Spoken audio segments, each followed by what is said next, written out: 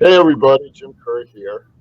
Another exciting episode of the Indispensable Conversation with my buddy Mandy Morris. Mandy is a well-known mental health expert, speaker, does all kinds of really interesting things, including being the mental health support specialist on season 2 of the television show 4 Days to Save the World. Mandy, thanks for coming on. I'm so glad to be here, Jim. Thanks for having me. Me too. You know, we're enjoying our cup of coffee. You can see Yes. I've officially mine says Cheers. coffee on it. What's yours say there, Mandy? Mine's a JFK quote. It says, "This is a time for boldness and energy." It sure is. That's right. So I'm going to jump right into our question. Are we wired to handle this much continuous uncertainty, Mandy? Oh my gosh. That's a really good question. So I'm gonna answer it in kind of a roundabout way, but it's gonna get to your point. So Okay. our brains are, we are literally wired to survive at the basics of us, And so whenever there's uncertainty, our mind will compute that as we're not safe. And so when uncertainty exists, our mind is constantly trying to problem solve it, trying to figure out how to keep us safe and all of that. That's why, when we talk about worrying, worrying is your mind's in the future. It's going through all these scenarios of things that haven't happened yet, all the uncertainty. And worrying feels protective. But the reality is that it actually does more harm than good, because it doesn't get you into problem solving mode. And it doesn't actually help you in the moment, right?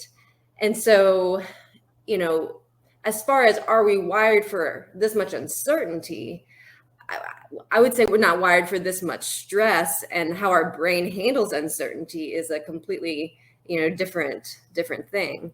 And when especially with the pandemic, with everything that's happening in our world, we're staying under more states of constant stress than we've ever been before. So let's imagine this. Let's say, so we have our fight or flight system, fight, flight, or freeze, right? And whenever we get stressed or there's a perceived threat, remember, uncertainty makes our mind think that there's a threat. Like, let's say it's like, in the days long ago when we were like cavemen and there was like a saber-toothed tiger, right? And so you see the saber-toothed tiger, your fight or flight system, adrenaline, cortisol, norepinephrine, that all like shoots through your body, and you get that surge that you need. You run, probably wouldn't want to fight it, but you run, and there's that, climax of all of the chemicals and hormones that you need to keep you safe. And then once you're safe, things go back to normal and your stress levels go down. Sure. So there should be a beginning, a middle, and end. However, with the state that our world has been in, there's not much end that happens. And so we're staying in more states of constant stress, which plays a huge impact on our mental health, on anxiety, on depression. Well, let's get into that a little bit. I didn't mean to interrupt, but I want to play around with some of what you said, because I think there's a lot in there, and I want to make sure we highlight some of the key points. So earlier you said uncertainty translates into fear, right? Mm-hmm. Yeah. And at some level in our consciousness, I suppose, we're constantly worrying about what happens next. Yeah. Right? Mm-hmm. So fear becomes distracting. It does, yeah. Yes, right? Yeah. So what do we do about these feelings? Because I'm sure it has an impact on the way we perform at work. And certainly it impacts probably everything we're doing. Right. But but this being kind of focused on business leadership, I'd like to get some ideas about what we can do to manage that a little bit better so that we're not in this constant state of anxiety and fear of what's happening next. Right. So a few things that that can be really helpful. So, you know, one of my, well, there's a couple cheesy sayings that I really like, but one of them is better out than in. So when things stay internalized in our mind, they stay really abstract. And it can be, it can make the suffering worse of what already exists. And that's where we can catastrophize in our mind. We can, you know, all of a sudden we've become this like predictor of the future, right? And all the bad things that will happen, and we have no real evidence of it. And so it's important, even, you know, for people who are like, I don't like to write things down or whatever, just externalize it, get it down on paper. Like, you would never try to solve a complex math problem in your head. You'd write it out, you know, and try to get it out. And so with our mind, and I think I've mentioned this before, but when our mind stays too stuck in the past, that's an indication of some sadness and depression going on. When it stays too much in the future, that's an indication that there's a lot of anxiety going on. And the idea is so hold on, because I really want to amplify that, okay? Because I love what you just said. I get so excited about this. Yeah, no, well, me too. And what I really, really love is learning. So what I just learned from that little simple statement is, when I'm feeling anxious, it's about future facing. It's about worrying about something in the future. And when I feel depressed, it's about something that I'm feeling from the past. Yeah. So it would seem that the best way to deal with all this is to sort of remain present, right? Right. Yeah. So talk a little bit about that. Yeah, which is so much easier said than done. And it truly is a discipline. It takes practice, like going to the gym takes practice and discipline, like choosing to eat something healthy takes practice and discipline. And what that means is you're bringing yourself back into the present moment. And you're looking at the here and now. So many of the problems, even as leaders, as, you know, employees or whatever, is, you know, maybe what's going to happen in quarter one when we're at the end of quarter four, you know, or what's going to happen next Friday at that meeting when we're here on Monday. And the idea is to get down what you're fearing, get down the uncertainties, you know, make a list of them if you want, do a brain dump. And then to stay present is it time to worry about any of these today? What's the next best step? Because sometimes we're worrying about step 20 when we're at step 2. And our mind is trying to problem solve it and is trying to make sure we're going to be safe and protected, but really it's just escalating our anxiety around it.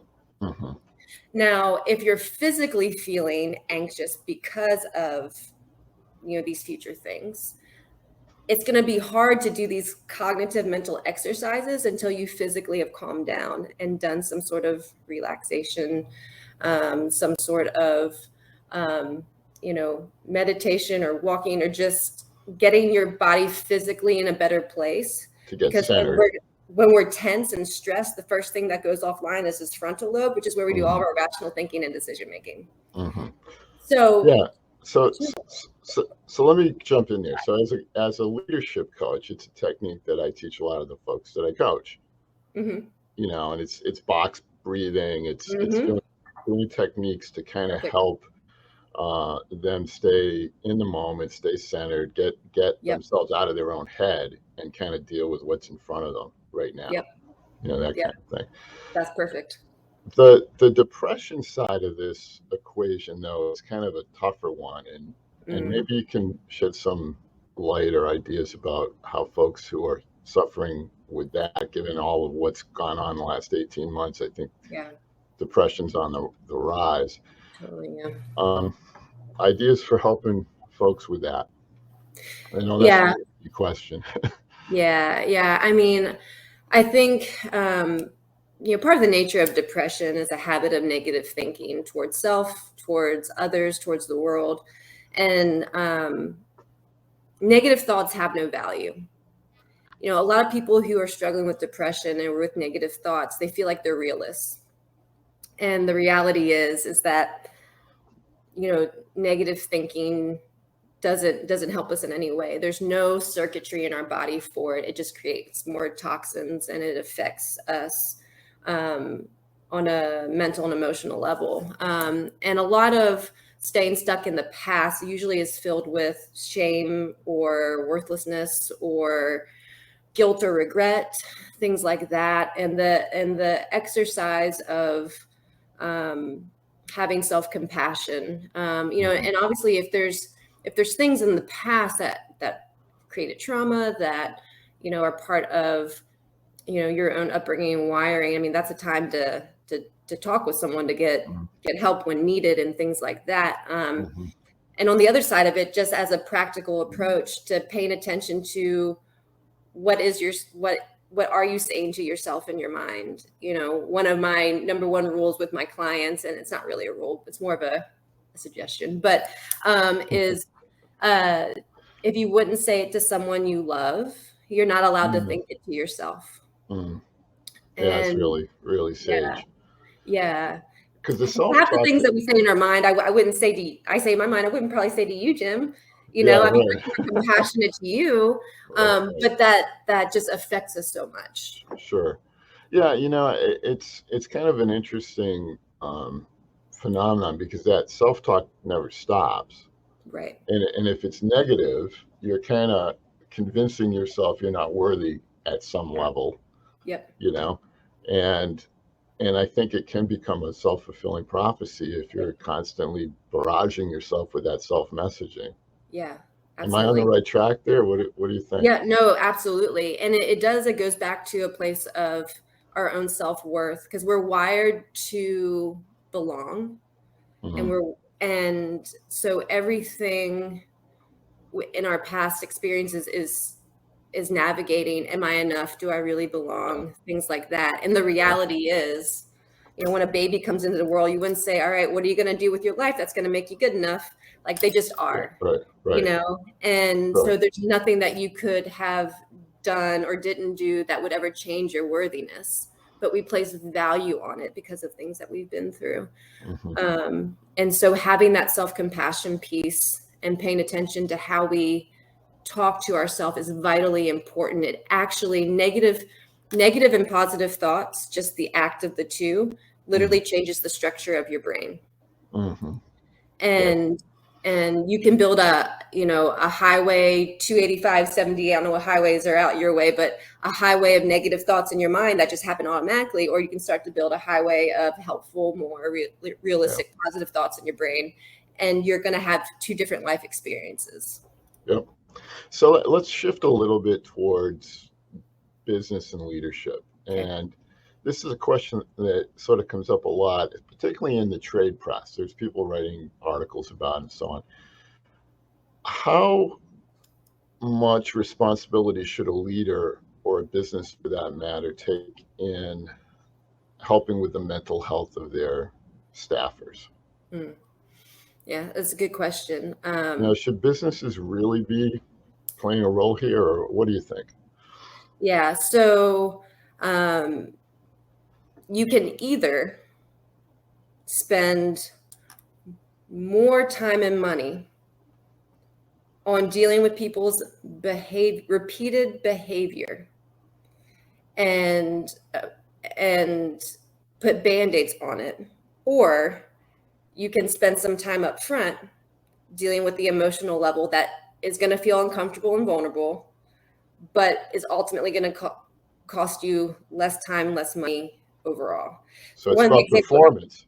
Yeah. Right? So one of the examples I like to give, and it goes to the evidence that we are emotional beings that think, not the other way around. That, let's say your kid is going to school, and he wakes up that morning and you're like, we're late, we got to go to school. And he wakes up and is like, but I'm so anxious and I feel all these like strong emotions. And you're like, okay, well, let's talk about it after school. You got to go, and Right. you get in the car. This kid is now sitting in his classroom thinking about how anxious and upset he is about whatever. And he's not learning anything because there's this emotional thing going on.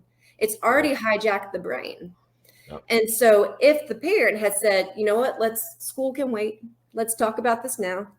Mm-hmm. And then kid moves through the emotions, they deal with the issue, go to school, productive day. Same type of thing. If you have something going in your personal life and you come into work all stressed out, your functioning is less than half of what it could be if you had allowed yourself to resolve that or work through that.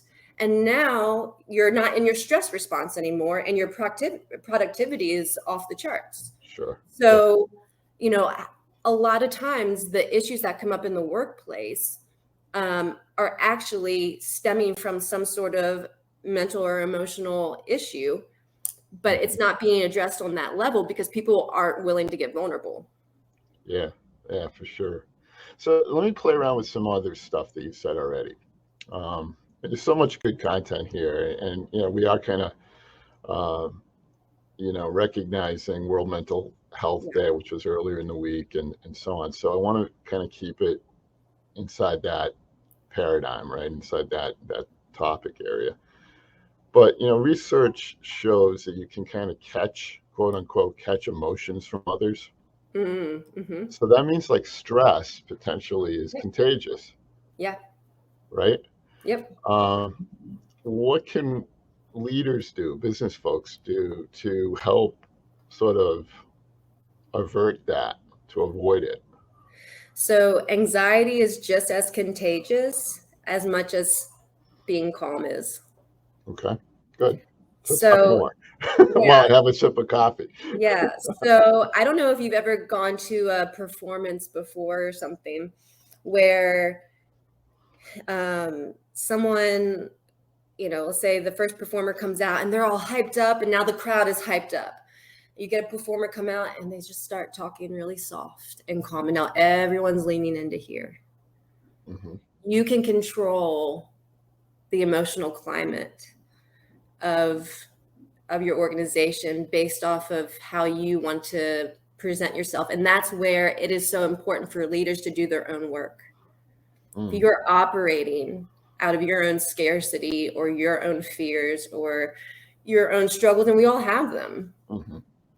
And you're not doing something about that, you can try to hide that all day long, but it's going to come out in some way. Through.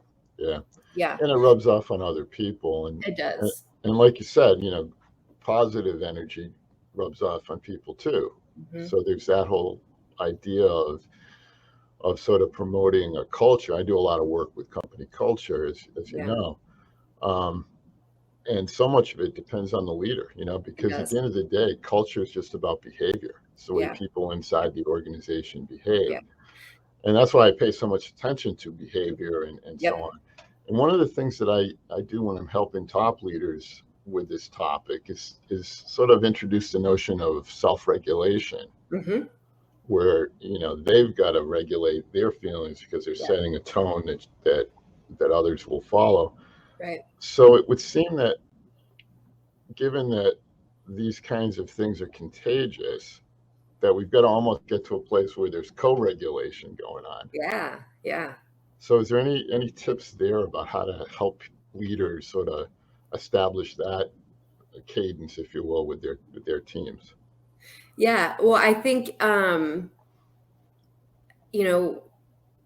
it's going to start with, with being vulnerable, and having this authentic approach to how you're leading, because if, you're saying everything's okay, but your employees are feeling the stress and tension from you, then, the thing is that our body picks up on things before it even makes it to our mind. So this is where doing your own work is truly important. But I think having certain practices in place where you can have, the leaders know who that, have their co-leaders that they can go to and talk to about things, and the employees know that they can come to, the people above them and be able to process through whatever is happening and get some relief for whatever frustrations or stress that they're having. And it's more of this even level of we're all human first,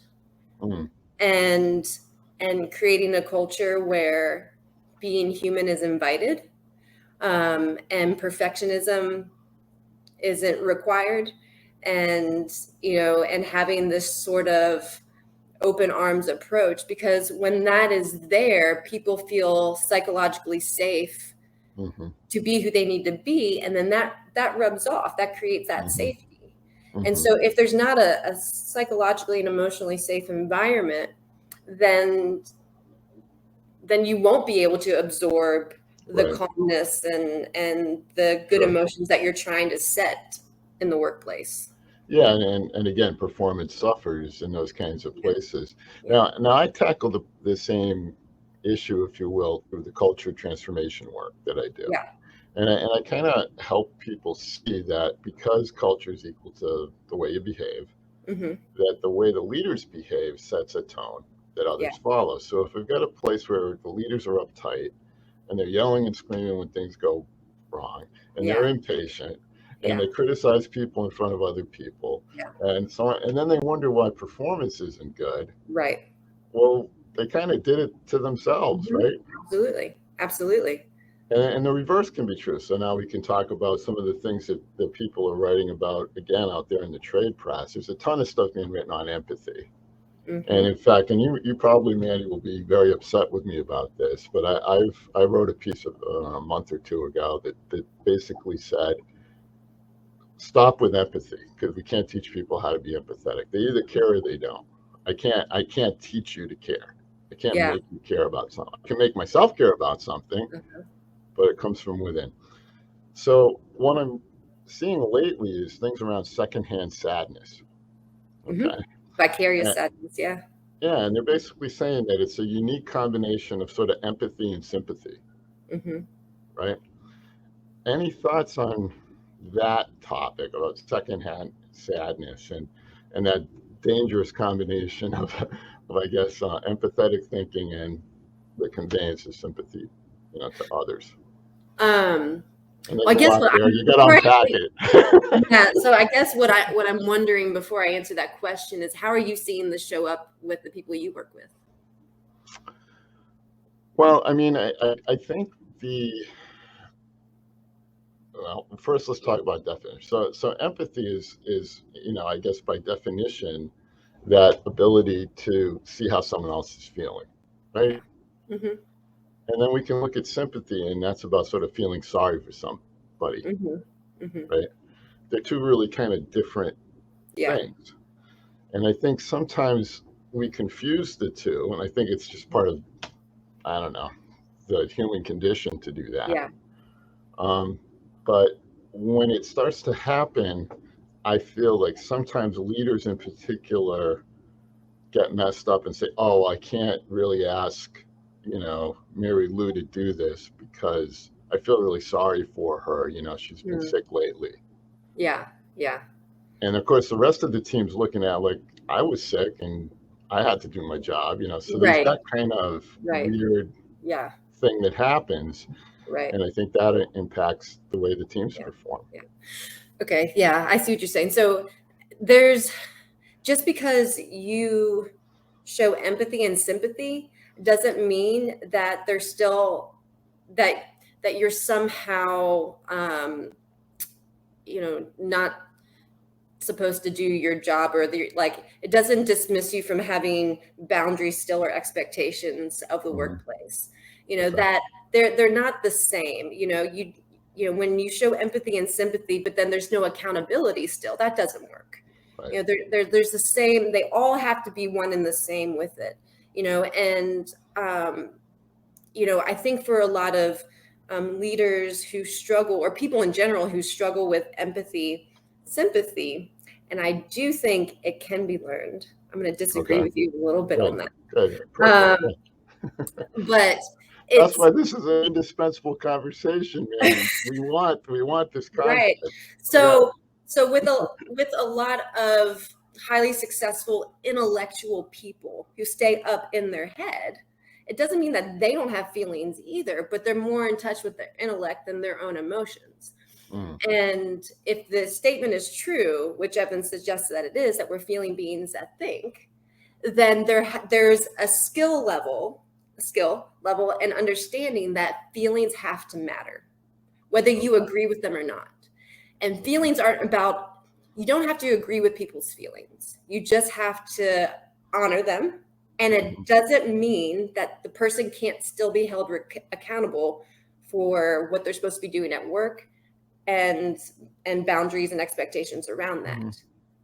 It just means that you are responding to the person first, and then you're dealing with the expectations and the boundaries at work.